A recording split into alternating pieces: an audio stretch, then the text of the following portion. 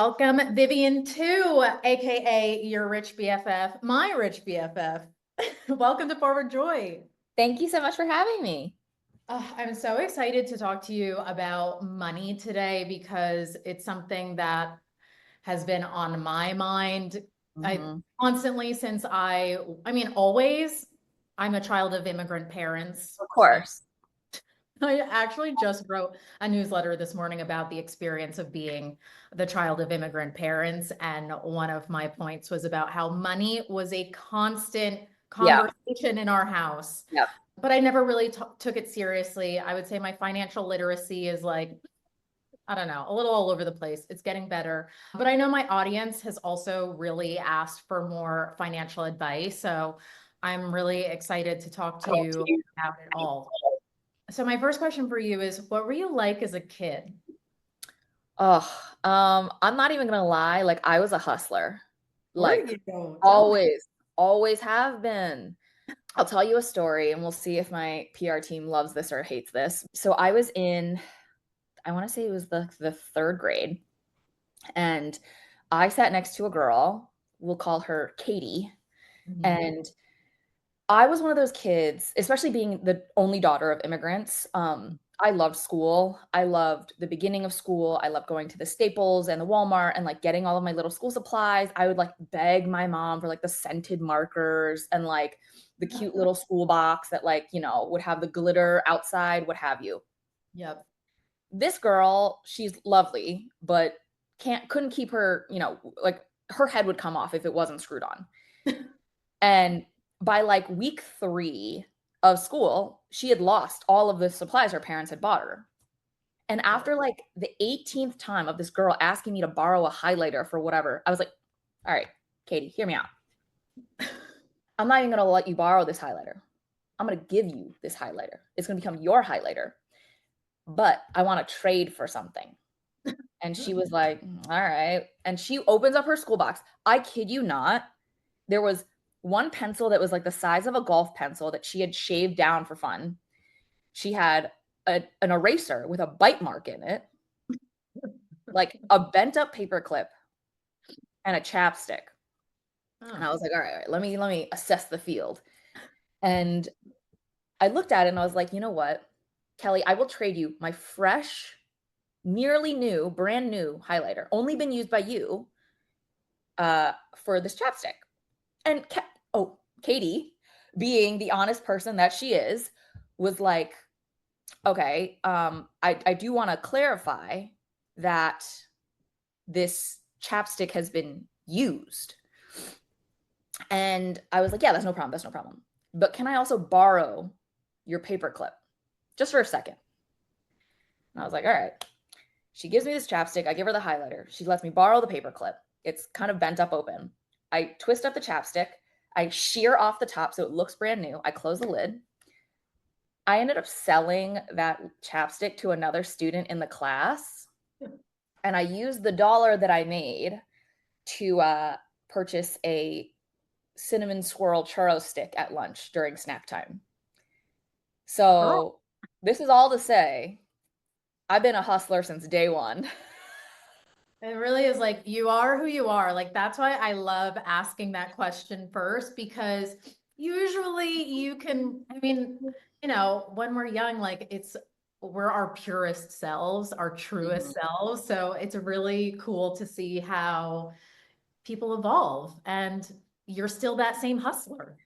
I just don't think people really change. Like I think who you are at like age 7 is truly like that Yeah. is you with no like adulterations, and you have not yet been molded by like jaded by society. Like that is you. And I, I agree. One of my favorite stories is that I think my first or second grade teacher had written in my report card that I was a prolific writer.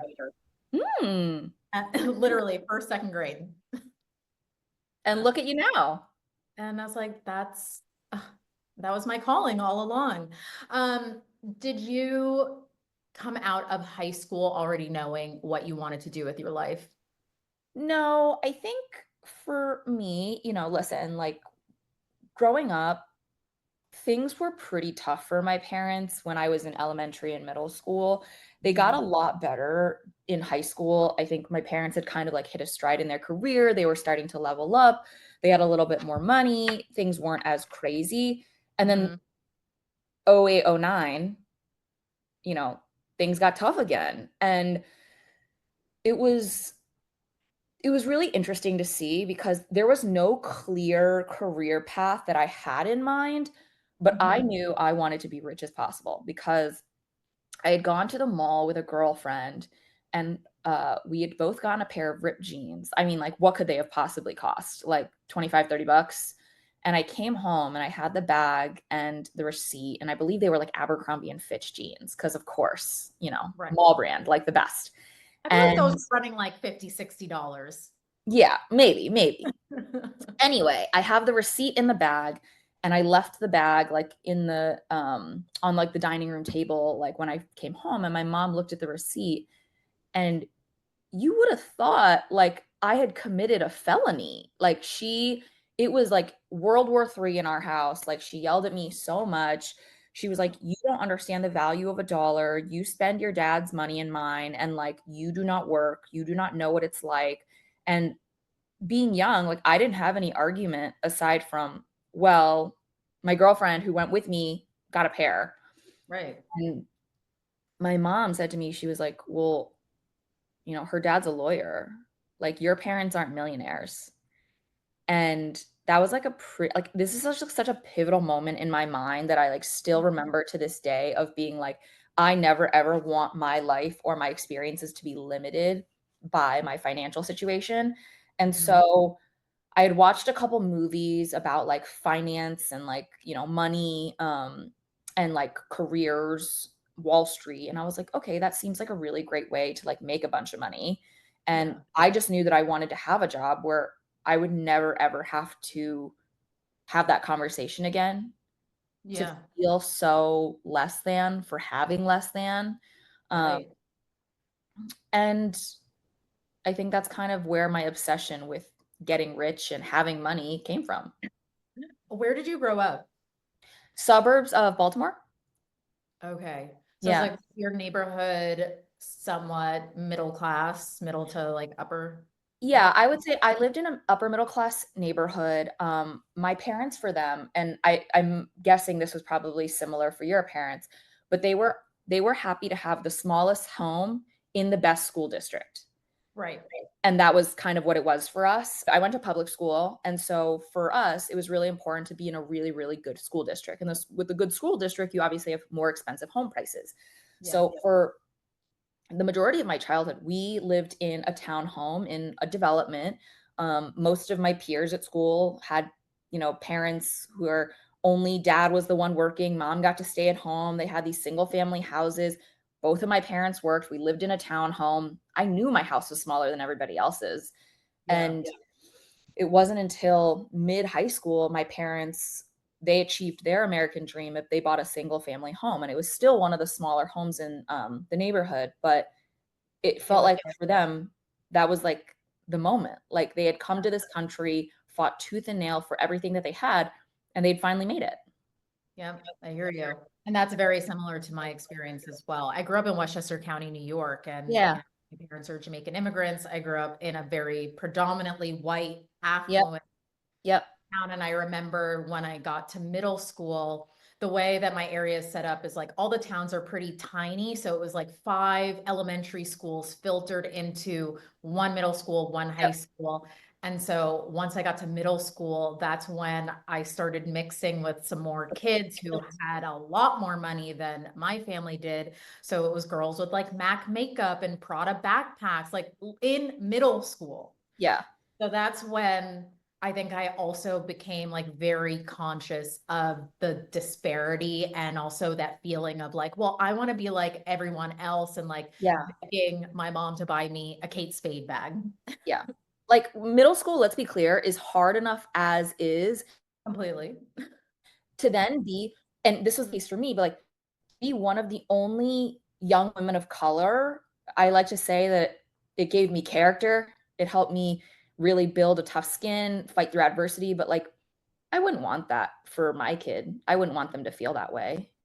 Yeah, I think it's something that you really have to contend with, right? Like the privilege of getting to grow up where we did and be able to go to good schools, but at the same time being confronted with that disparity of experiences and Yeah. just trying to go head to head with kids who had so much more than we did. Yeah. Tell me a little bit about what it was like working on Wall Street. I loved it at the beginning. I was making real money. It felt so fun and sexy, and I was like a New Yorker, right? And I was so lucky. My very first manager, she was my intern sponsor, my um, mentor. She still is my mentor to this day. Um, she was the one who taught me everything I knew. And she was an Asian woman. And to have that kind of representation and to be able to see someone who looked so much like me succeed and have her own apartment that she owned, and every designer bag that I had lusted after was in her closet. She got the brand new shoes. She had a dog. I wanted a dog so bad. And I was like, this girl is like living my life. She was, everything that I looked up to be. And I was so lucky to have that for the first year and a half of my career. Mhm. Ultimately, what ended up happening was the head of my desk got let go. And with a Wall Street shakeup, a bunch of people got fired. That guy brought in his own crew of guys that he had worked with for over a decade, what have you. And I felt like all the goodwill that I had garnered during my internship, during my first year and a half of working there, it all went up in flames overnight. And Wow. that sucks because you kind of have to make a name for yourself when you first get somewhere. And I had done Mhm. that. I had put in the extra time. I had come in early, left late, come in even on weekends sometimes just to get stuff ready for my seniors who I was like, if I get this done, it'll make their job a little easier. But I had to do it again. And this time, the head of the desk ended up realizing that I had certain skills, and I was essentially taken away from my manager and given to a new senior, a new person who was recently hired by this new manager. And that was the beginning of the end. But I feel so grateful because throughout that entire experience, I cut my teeth in one of the hardest jobs on this planet. Like Mhm. in terms of stress, in terms of just sheer hours worked, in terms of what you need to be able to tolerate. And I don't think that's a healthy thing, by the way. I think that should change. I don't think like senior people should be yelling at junior people until they cry on the desk. Um, I was lucky that I didn't have that experience, but like it wasn't easy. Like you get yelled at, you get asked like, why are you tired? Oh, I don't know. Maybe because I got in at 5:45 and I'm leaving at 7 and I need to be here again tomorrow at 5:45. And by the way, like you think you're making this ton of money. I was still living paycheck to paycheck. My rent was so expensive to be in an apartment close enough to the office that I could get there at 5:45 in the morning. And so ultimately, I learned a lot. I cut my teeth. I am so grateful that I did it. If I were to ask myself if I would do it again, I would. But Mhm. when I got this new manager and it became very clear that he wasn't going to respect me for who I am and the work product that I was making and my identity, I knew that was the beginning of the end. No, it's so crazy how things can just change overnight by someone new coming into the equation. Yeah, And I think that happens in a lot of industries. all of them. I came up in magazines, so the same thing happens to a lot of people. Um, what did your parents think about your Wall Street career? Oh, they were so happy. I mean, they could not have been more. I mean, like, listen, like when you have Chinese immigrant parents, you get to be a doctor, lawyer, and engineer. I Right. didn't become any of those three things, but finance was like a bonus wild card option that they were Mhm. still pleased about. Right. I remember my mom, when I got that job offer, was so happy. My parents, for the very first time, very first time, they were like, "We're proud of you." I was like, "Who are you? And who has abducted my parents?" Um, and so, it was this huge accomplishment for me. And I remember my mom telling me that she had told another one of the aunties that I'd Mm. gotten this job. And there's a Chinese phrase that she said it directly translates to, wow, that kind of job, you have to crack your head open to even get a seat. And it was just talking about the difficulty of even getting there and getting the shot. And my mom had such pride about it. And yeah, I mean, I was their American dream. Right. I just got the chills. I love that. So then once your Wall Street career ended,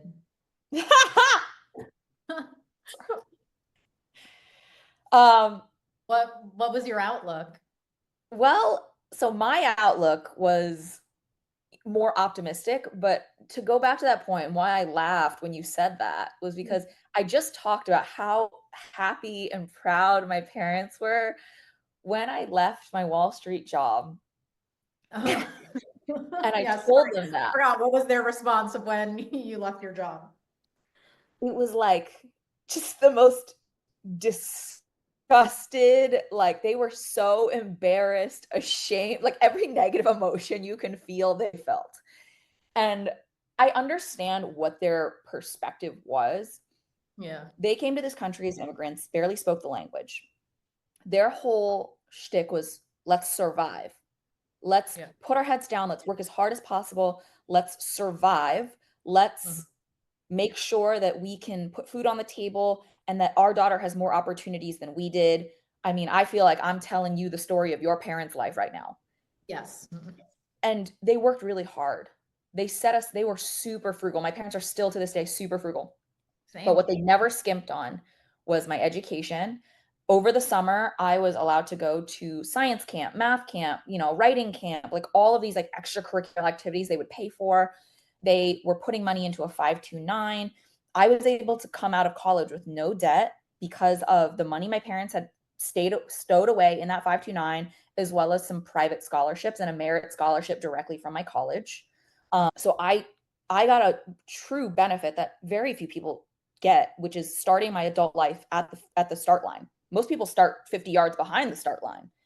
And so I feel so grateful, but they felt like I was giving up security, stability, a guaranteed paycheck, essentially guaranteed financial success for the future, all because I couldn't tough it out, I couldn't hack it. And for me, that was a really hard thing to compartmentalize is their feelings about it Mhm. because I'm an only daughter. I always want to make my parents happy, but Yep. I couldn't. I ended up getting my next job through my initial mentor. I went to her and I was like, these are all the things that are happening. My new manager is a racist, sexist pig, and I can't work here anymore. And she ended up setting up a couple calls, a couple meetings with her network. So I Mhm. was interviewing, and to be clear, I was interviewing with asset managers, I was interviewing with hedge funds, I was interviewing with anybody who would take my call. Yeah. But I interviewed with one of her closest girlfriends who had also come from a Wall Street background and ended up in media. And that's how I ended up in digital media strategy sales at BuzzFeed. Yeah. So I get this job. My parents' only tie to BuzzFeed is what kind of cheese are you? Like they were like, you're about to go write what kind of cheese are you quizzes instead of working this fancy, glistening New York City penthouse job. Yep. And I couldn't get them to understand why I needed to make that choice. Mm. And transparently, they didn't understand until probably 2 years in when I made 3 times as much in my BuzzFeed job than Mm. I would have had I stayed at my Wall Street job. Because money for them has always been a measuring stick for success, for Yep. safety, for resources. And I get it. They're immigrants. But it was a hard couple months there. Didn't talk. Um, I, I'm like, we have such similar stories because I spent a decade of my life working in media and I worked as an editor at Harper's Bazaar for almost 8.5 years. And when I had to have the conversation with my parents, I'm gonna leave my job. And the first thing they would say is, okay, but you're not gonna leave until you have another job lined up, right? And I was like, no, I'm going to leave because I'm going to work for myself. And they were really worried. Yeah. Like, why would I give up this steady, stable paycheck for this unknown? A magazine that also has a lot of panache that like they can probably then brag to aunties and uncles about. Of course. Of Um, course. and so, yeah, it was hard for them to wrap their heads around it, but there was a long runway between when I was really like, okay, I think I'm gonna leave to when I actually left. And, I started explaining to them, like, listen, I'm getting opportunities to create content for brands on the side. And like, this is how much I get for one post. Mhm. This pays my rent for 2 months. Like, this is how it's going to happen. And as you know, high risk, high reward, like it all worked out. Yeah. But for immigrant parents who are extremely risk averse, it's a whole other language to them. Yeah. And it's not from a place of malice, it's from a place of Oh, fear. big time. They worry that because maybe they wouldn't be able to do it that you can't, but they have to realize that all of the love and resources that they poured into you makes you more capable than what they were capable of at your age. Yeah, absolutely. So now when did the content creation come into play? Yeah. So now I'm at BuzzFeed. When I was at JP Morgan, it was really easy for me to make friends because we all started in an analyst class of like 120 of us. We spent the first 8 weeks training. We would go out with these same people every single night. Like I knew every single person's like middle name, favorite color, and exactly what they would order at the bar. And so now starting at BuzzFeed, there was no analyst program. All of these people have already been working there. I'm new. Mm, I don't know anyone. I'm desperate for friendship. And because of that, I was going out of my way to like meet new people. So I joined like the Asian American ERG, the women's ERG, the sales team would be like, "Oh, we're going to go grab lunch." I'm like, "I'm coming." Like everything. Like I would go with anybody to grab lunch. yeah. I ultimately ended up finding like my crew of people that I really, really jived with and meshed with. And one of my closest friends, who is still one of my closest friends, um, she was at my wedding. She was my coworker. She had a food blog, and it was just a side hustle thing. She had 10,000 followers on Instagram and was, in fact, and I quote, the most famous person I knew. And she was the one who encouraged me because I was basically, telling my story to everybody at lunch, and they would be like, "Viv, like, can you rebalance our 401ks? Like, which health insurance plan did you pick? Are company stock options worth anything?" And because I was helping our coworkers with this, she was consistently harassing me about putting this on the internet. And I was like, I don't think you understand, Allison. Like, your content is fun. People want to see you make cookies. Nobody wants to see me talk about a 401k. That's not fun. And I pick money content over food content any day. and I guess I just didn't see the vision, but she would not let it go. And I was like, "Oh my gosh, like you are my friend. I really do trust you. Like I don't know why you're harping on this so hard. I guess I'll make a video." So January 1st of 2021, I made my first TikTok video. And she was right and I was wrong. Uh, in fact, my very first video ended up getting 3 million views. And by the end of the week, I had 100,000 TikTok followers. Uh, oh my God. Yeah. Insane. Crazy, right? So were you just like, uh, this is the path? No, not even a little bit. I was like, am I going to get fired from my day job? I was Fair. terrified. And so I, one, cleared it with my boss that it was okay that I had this. And Hmm. two, I I called my girlfriend immediately and I was like, this is all your fault. What do I do now? And she was like, well, Viv, you got to keep making content. And I was like, what? Like, what does that even mean? And over the next year and 3 months, I would somehow manage to put out a piece of content every single day. And what it would look like is I would work my day job Monday through Friday. Yep. Saturday, I would sit down and write 7 different scripts. And then on Sunday, I would put on a shirt, film video one, take off the shirt, put on a new shirt, film video two, take off the shirt, put on a new shirt, film video three. And so it would look like that it was a new day every single day when I Yeah. was releasing these videos. But in fact, I was very much just batching all of my content. Right. And it ultimately got to a point where I hated both things. I hated my day job. I hated Your Rich BFF. I didn't want to keep doing it. And I said that to my now husband. At the time, he was my boyfriend. And I was like, this sucks. Everything sucks. Everything is bad.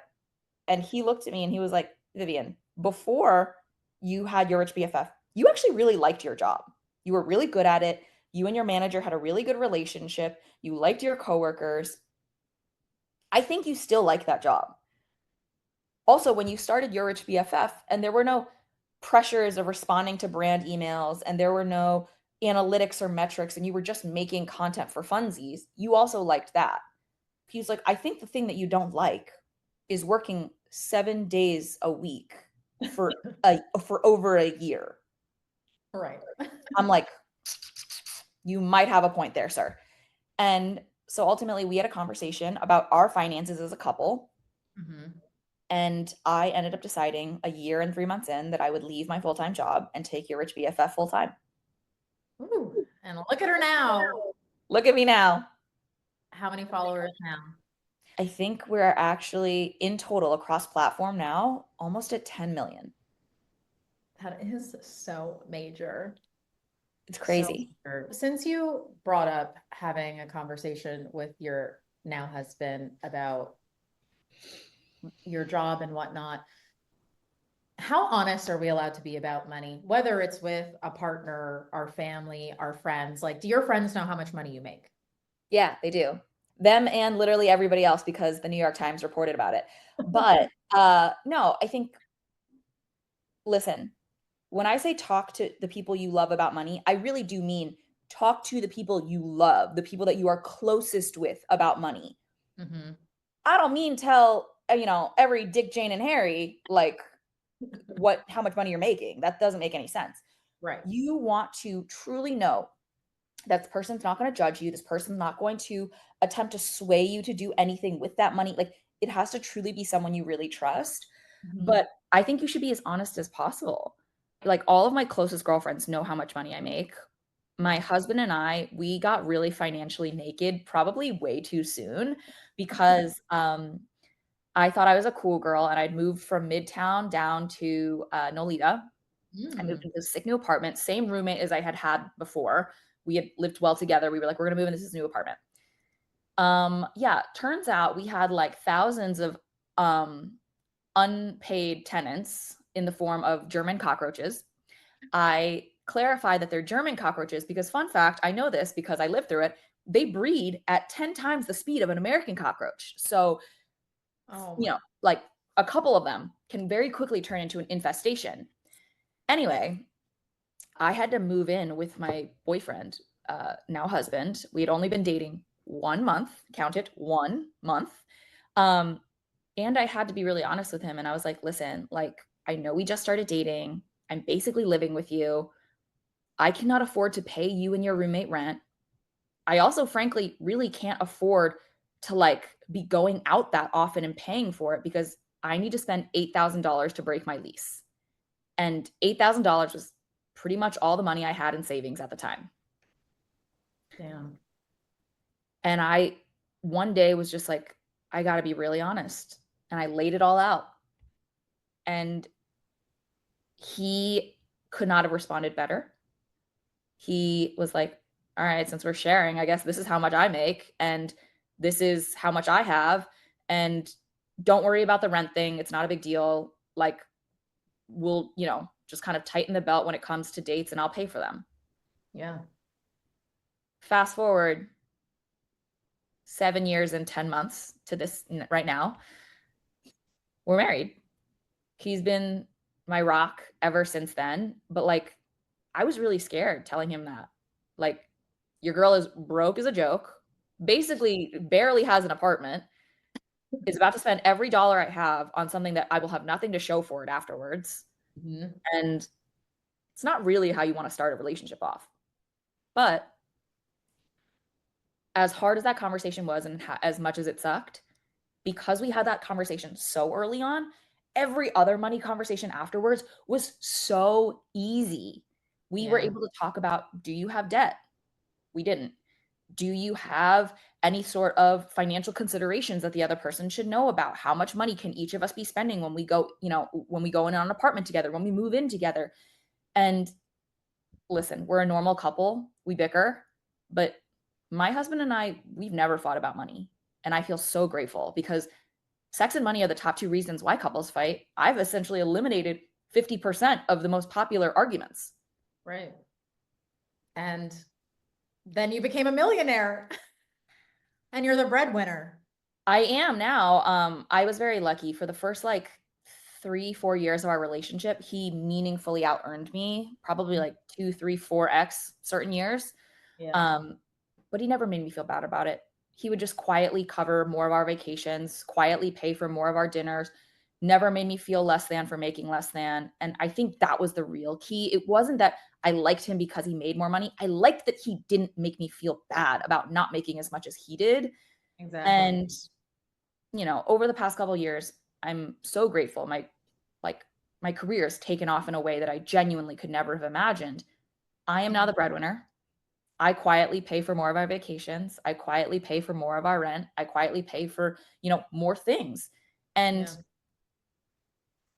we've always just been really fair with each other. And I think a lot of that stems from the fact that 30 days into dating each other, I had to rip off the Band-Aid. And I don't think you need to do that the way I did it, but it Right. has ultimately led to really, really a really healthy relationship between us as a team and our finances. Absolutely. Yeah. How does one get smart about money? Yeah. I think it's starting to not be afraid of it for so many of us, and you and I included, growing up in a way that like money was a limiting factor. All of us had this like huge scarcity mindset of like, gotta hold money, gotta keep money, gotta hide money, gotta store money because ultimately it's a finite resource and that you will never be able to get anymore, right? Yeah. That's not true. And I think as soon as people start to realize that it's not true, they're able to start making smarter decisions. So it's understanding that you can only save as much as you earn, but you can always earn more money. In my book, Rich AF, like when my publisher and I were discussing how to sort out the chapters, everybody suggested that we talk about budgeting first. And I said, no, we're going to talk about asking for raises first. Because Mm. do you have any idea how much easier it is to be like, I would like $5,000 more per year, please, versus cutting out $5,000 of your expenses? Like $5,000 raises happen all the time in Yeah. all different industries. But cutting out $5,000 worth of expenses, you don't have Netflix anymore. You don't get to drink coffee outside your house. You don't get your nails done. You don't get to have fun. You don't get to go out to drinks with the girls. Your life sucks. And Yep. we're not here to just survive, we're here to thrive.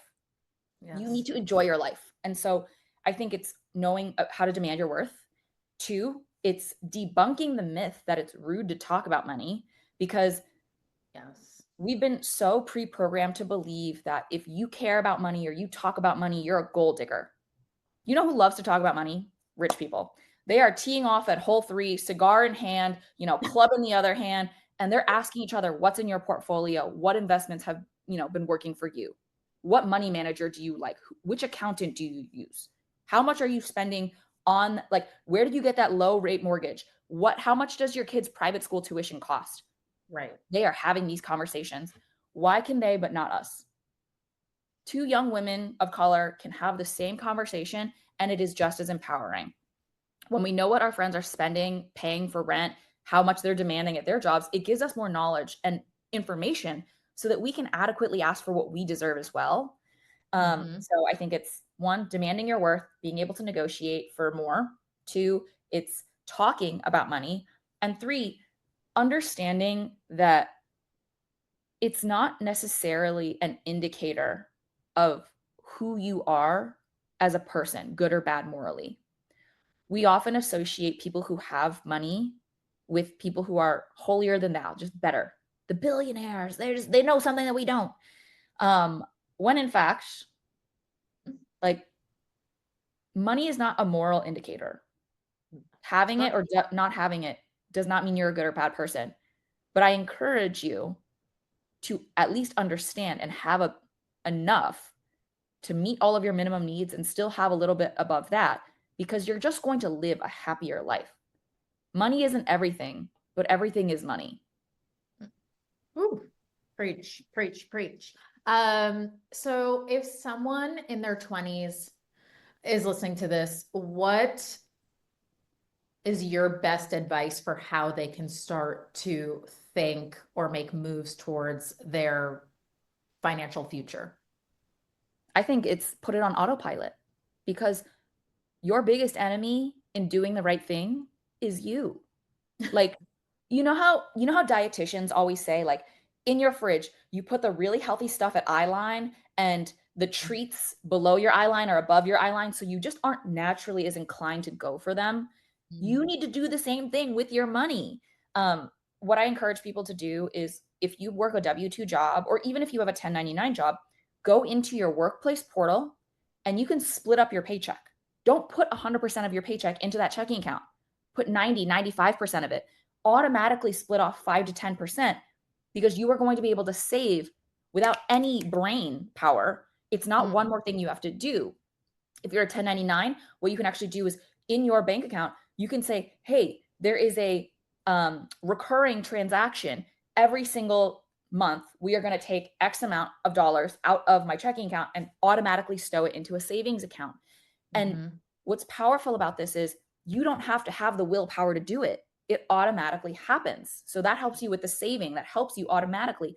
And people are always surprised. It even helps you with the budgeting, because what you can do is, in your workplace portal, same with, a regular, if you want to be a 1099, do it in your bank account.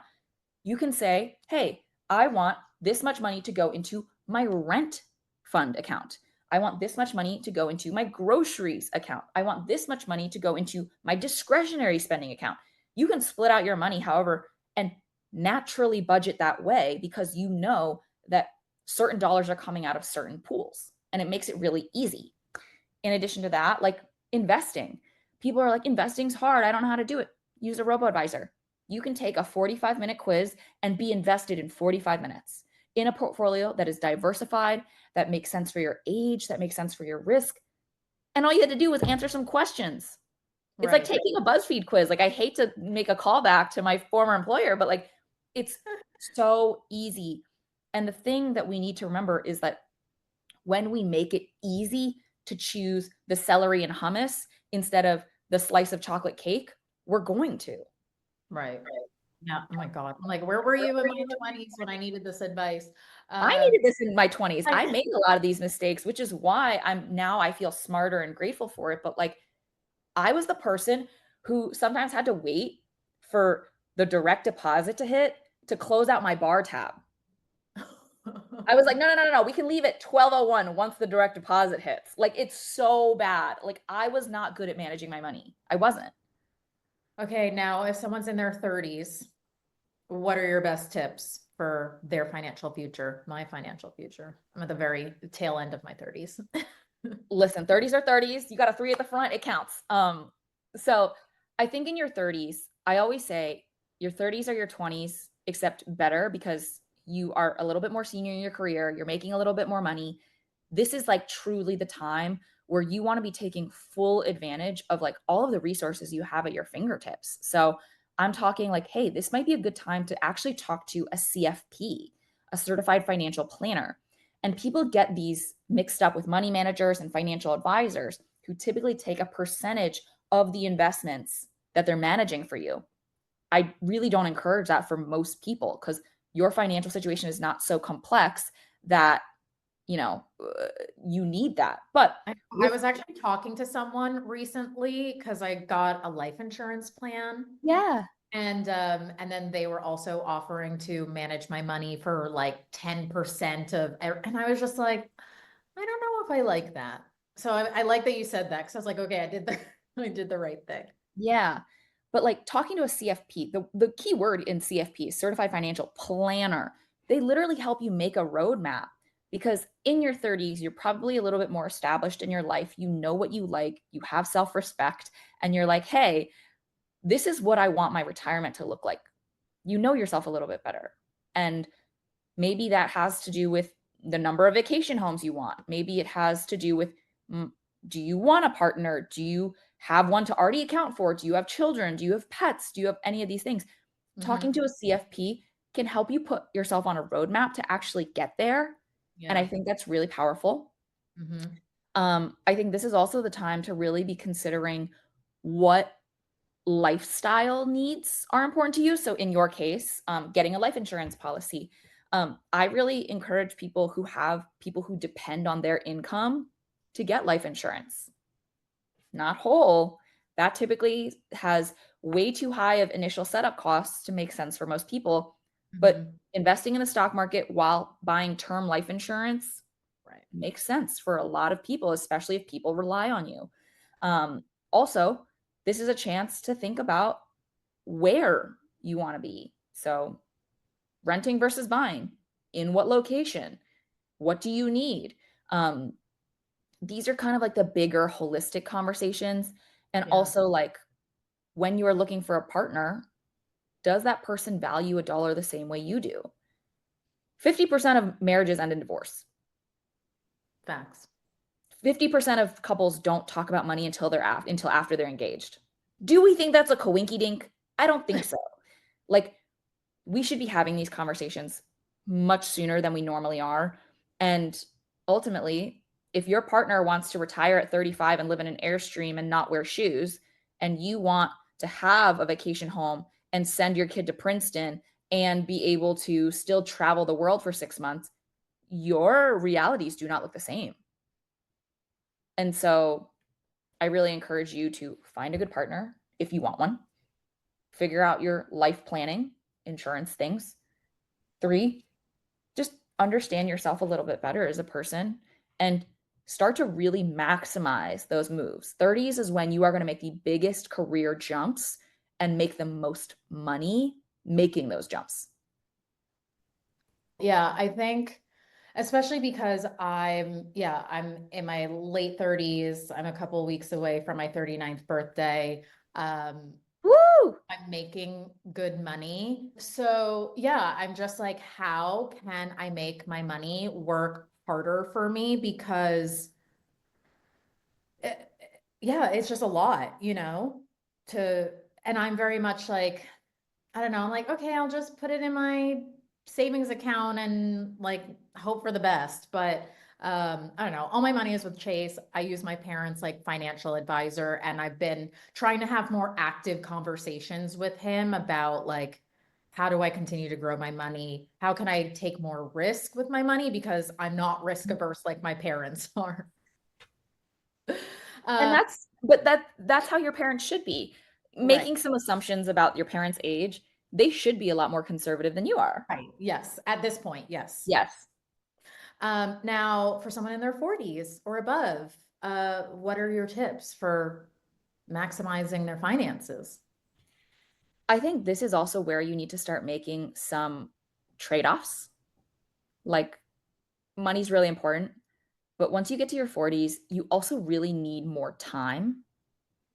So, especially if you have a family, you have children, you have other responsibilities, you're taking care of your elder parents, like this is where you really start to think about what is my time worth and what am I willing to spend to trade that. So, uh, things that I have really personally invested my money into so that I could buy time back are like meal delivery kits.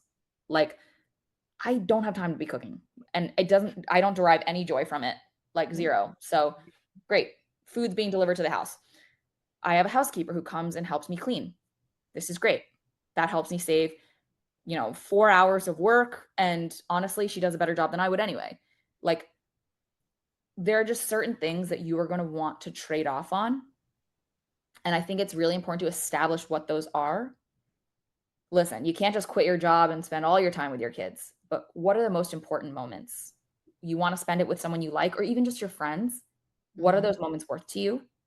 As you get kind of later on, maybe even into your 50s, um, if you are closer to retirement and above 50, you can actually contribute catch up contributions to your retirement fund. So you are able to set more money aside than the average person. So you can put more money into your 401k, into your Roth IRA, your IRA, what have you. You're just able to contribute more, and you should be taking full advantage, because at that point, you are really at the close peak of your career, and you got to be making sure that like you're taking care of future you. Yeah. I think it's also a good time to listen, like this is the worst conversation nobody wants to have, but like we're all mortal. Estate planning, so critically important. My husband and I did our estate plan when I was in my 20s and he had just turned 30. Yeah. But that's because we had a larger than average sum of money. If you want in your 30s, but certainly in your 40s and 50s, you need to put together an estate plan. What happens if you or your partner kick the bucket? What happens to your kids? What happens to your money? Are you giving to charity? What happens if you don't kick the bucket, but you are in a fatal, like a near fatal accident, and someone needs to make medical decisions on your behalf? Who's doing that? Who helps to make these other decisions, not just medical, but like with your finances, if you are no longer able to make them for yourself, if you're incapacitated? And it's a really tough conversation. It sucks. I would highly encourage, if you're doing it with a partner, if you're doing it with a friend or whatever, like have this conversation over pizza and wine. Like make it fun, because it's not a fun conversation, but Also not a very fun process, because I went through it with my parents and like having to sign all the papers, and it's like 80 documents. Yeah. it's insane. But like you're setting them up for success, because then there's no argument of what happens or what would have mom wanted. It's Right. like we we literally know. Yeah. And I don't have to fight with my brothers over who gets what. Like that's all. less even so much of you just fighting with your brothers, but you guys don't have to fight the court system, probate. Like that's a real nightmare and a half. Yep. Because of us setting up our estate plan, we actually helped my parents do it. And my mom's in her 60s, my dad's in his 70s. And they didn't have one. And now they do. And so, you know, listen, I hope my parents both live to 110 and they kick it then. But when that happens, when they become 110, automatically when they both pass, I get everything. I don't have to go to court for that. That saves me time. That saves me money. That saves me heartache.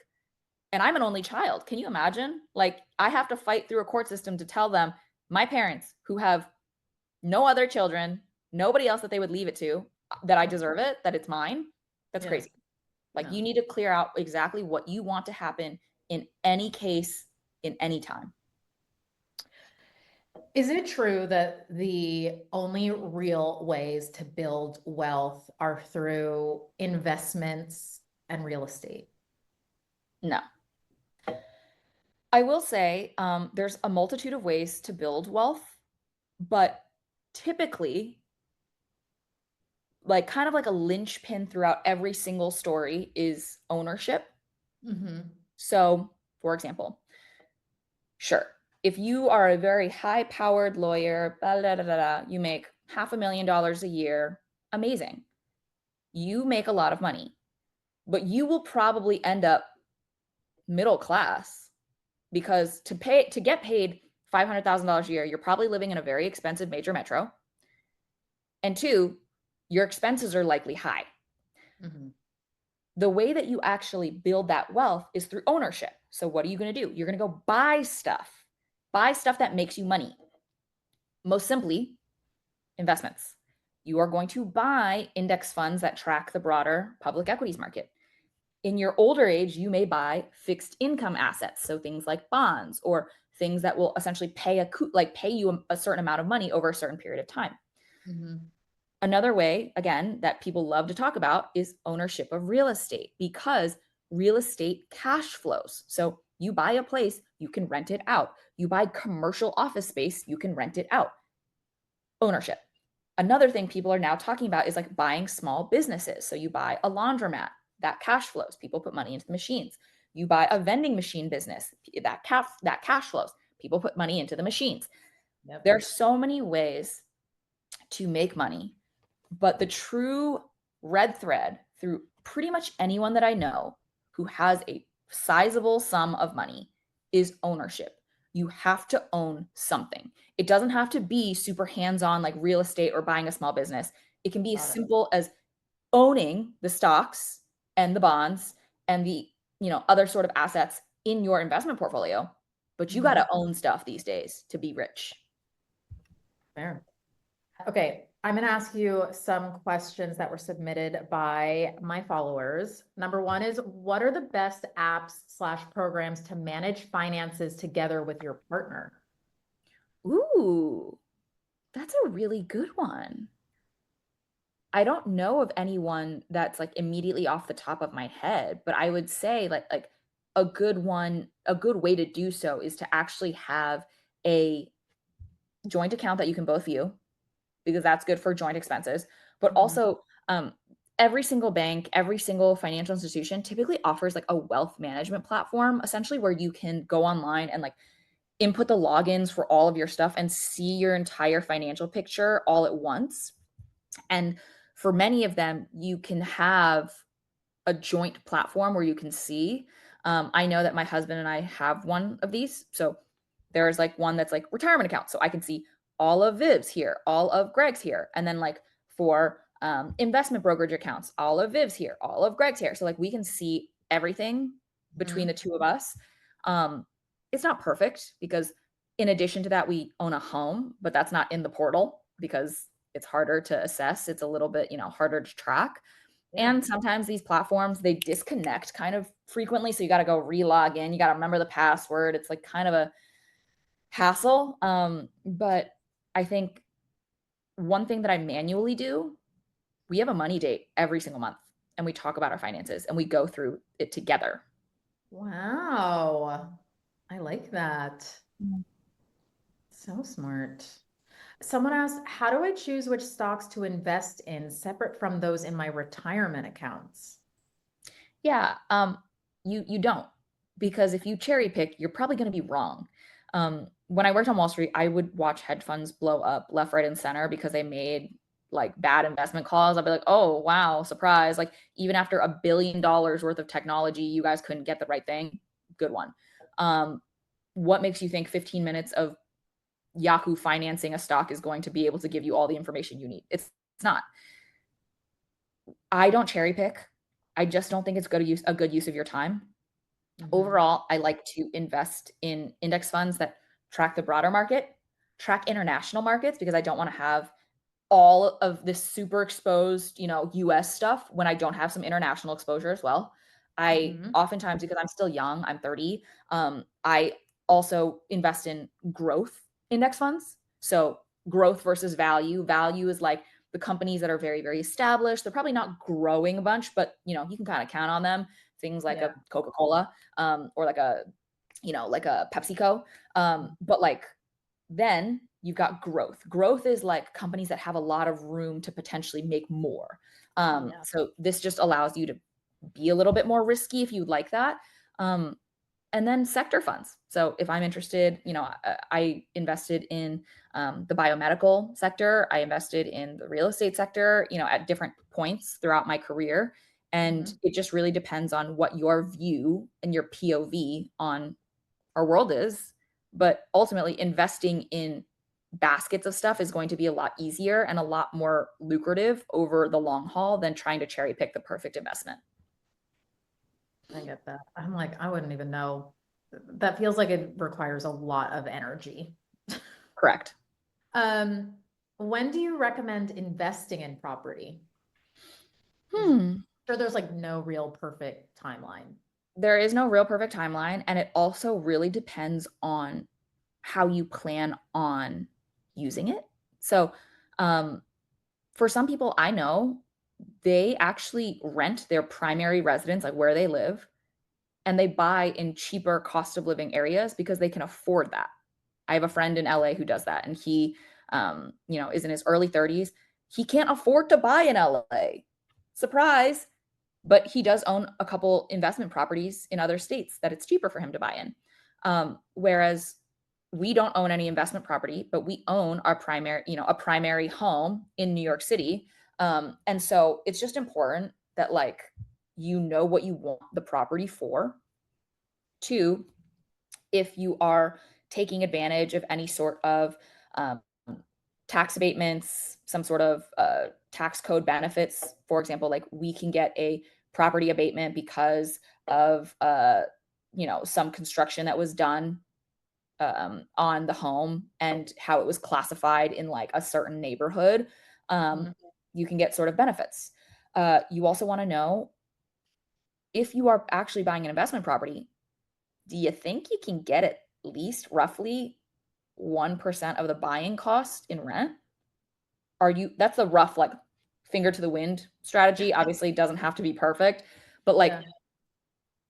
is your rent going to be able to help cover your costs? There's a lot to think about when it comes to buying property. There's no perfect time.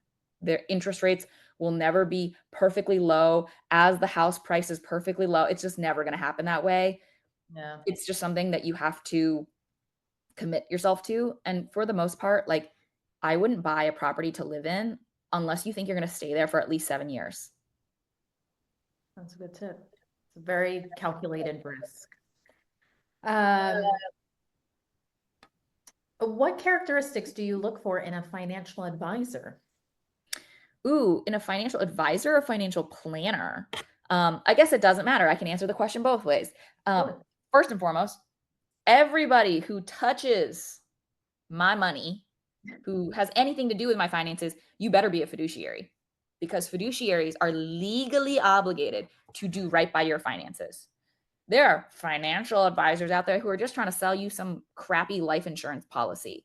I promise you, they're not fiduciaries. They can't legally be obligated to do right by you and do right by their commissions at the same time. Mm. You have to make sure your incentives are aligned. I always only speak to fiduciaries. I think you also have to catch a vibe. Like I interviewed a couple accountants, I interviewed a couple whatever, and like a couple of them like talked down to me. And maybe it was because I was a young woman in my 20s who didn't look like she had it going on like that. But I, in fact, did have it going on like that. And you guys missed out on a really great client because you were trying to patronize me the whole time. You talked to me like I was, a little kid in your econ lecture class, when in fact, I might be one of, the highest earning clients you have. And Yeah. so I don't like to be talked down to. I want someone who's going to explain it to me in a way that I understand, clear, concise, but not patronizing and not condescending. And they have to value your business. I got a message from a woman the other day and it was like, "Oh, like I want to find like a financial planner or financial advisor, but I'm middle class." And I was so shook by that because I was like, "Babe, it is an honor to be middle class. It means all of your needs are met and you likely still have discretionary income to be spending and making your life better. You should be able to live an incredibly happy life. If any advisor, any planner makes you feel less than for not being a quadrillionaire, they don't deserve your business. Your business has value." That's crazy. Yeah. You're like, say it with pride. Say it with pride. Um, say someone is self-employed, making six figures, well into the six figures. Um, what do you think things they need to have in place Mhm. in terms of Um, accountant, this, that, like kind of like the pieces of the puzzle yeah. to manage what's coming in? Yeah. This person's name also begins with a K and ends with Rissy. Um, I think it's really important to assemble your financial like arsenal, your team. Uh, One of the greatest things I think, especially for freelancers, especially for people who have inconsistent but chunky and like strong income, is Yeah. getting a good accountant. Our accountant is amazing now and we love him. And he's the one who's coming to us to be like, "Oh, by the way, don't buy a car without consulting me because we may want to try and get you like an electric vehicle because there's a $7,500 credit if you get one." I was like, "Okay, great." Wasn't even thinking about it, but I will now. Like a good accountant, you want them to be so creative. And I know that's not what people normally associate with like accountants, but like they got to be thinking outside of the box. What are the ways that you can use the tax code exactly as it's written to your advantage? And Yeah. I think that's really important. So, accountant, I think everybody should talk to a CFP, a certified financial planner. If they are certified by the CFP Institute, they are fiduciaries. Mhm. and this person will help you lay out the roadmap. I think if you really, really are strapped for time, most people would still be better off using a robo advisor versus like a financial advisor or a money manager, because Mhm. those fees for human money managers are usually anywhere between 1 to 1.25%. Doesn't sound like a lot, but over the course of your lifetime could be six figures, maybe seven. And really, I just think that like you want to surround yourself with a strong team, but even more like good friends. Good friends are where I get some of my best ideas. Like Mm. I'll be like my girlfriend will be like, "Oh, you should try this. Like this is how we were able to pay for this trip for half the price." Your friend should want to share information with you. And if you Yeah. don't have those friends, you got to find new ones. Noted. Yeah, the accountant piece is definitely, that resonates. It's like I also feel like, I don't know, of course, because my parents are who they are, it's like, yeah, I make good money, but I'm still in that like, okay, but I gotta save as much as possible. I don't really think about a budget or how much I'm spending, but it would be nice to have someone who's like, I think you spent a bit much and like maybe it's best for you to stay in this window. Yeah. I don't I have. think if given just in your specific situation, I guess this person's specific situation, um, I have found a lot of value in having a business manager. So my business manager, not only does that encompass my accountant, but they do payroll because I have employees. They Right. do all of my commissions to my agents and managers and attorney. They Mhm. do my standing retainers. They do anything that has a dollar sign on it. But what's powerful is sometimes I need a gut check too. Like I'll call and I'll be like, "Am I spending too much money? Can I afford this?" You've heard the stories. There are celebrities that will spend, and then their accountant has to call them to be like, "Yo, pump the brakes." It's always Mhm. nice to have a gut check from somebody like that. Yeah. Okay. I know what's on my to-do list for the next few weeks ahead. Um, Someone asked, what's a smart way to spend or invest your annual bonus? Mm, why not both? I think Right. when it comes to your annual bonus, this is a great time for you to catch up on your saving and your investing, especially if you work in a space like I did, like sales, where like you would get a big bonus, but like my salary throughout the year was not particularly a lot of money. Mhm. I took a pay cut to go from JP Morgan to BuzzFeed. No surprise. My annual salary was really just enough to kind of keep me going. But when I Mhm. would get these chunky bonuses, I would put a bunch into savings. I always made sure I had at least 3 to 6 months of living expenses in a high yield savings account. And then all the other money I would put into investing. But bonuses are also a time to celebrate yourself as a milestone. So my advice is set 5% of that bonus aside. That is your money. That is your play money.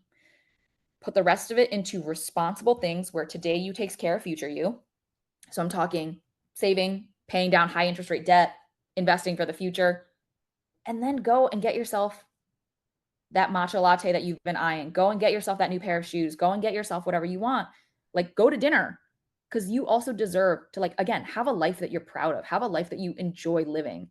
It's not just enough to make it to retirement. Like you want to have enjoyed the ride there. Absolutely. Last question, Vivian, what's bringing you joy right now? Ooh, okay. I always say that I am such a homebody. I have been absolutely rotting on my couch. There have been so many good TV shows that have come out recently. I mean, White Lotus season 3, The Recruit, Night Agent, Prime Target on Apple TV. Like, I love TV so much. And I think, especially now with how crazy and busy my schedule normally is when I'm out, I'm at shoots, I'm at events, I'm doing a lot of like extroverted stuff. People are Mhm. typically pretty surprised to find out that I'm actually quite an introvert, especially as I've gotten older. So nothing brings me more joy than a lazy Saturday. My husband and I, we get up like 10:30 maybe. We get bagels, we go for a walk, we rot on the couch, we watch some TV, I maybe take a nap, and then I wake up and we go out to dinner. It's a perfect day of sleeping, eating, and watching TV. That sounds like heaven to me. I love it. Vivian, thank you so much. I learned so much in this conversation. It was long overdue, and I'm so thankful to you for being here. Of course. Thank you so much for having me. And we have to get together the next time I'm back in New York. Yes, please.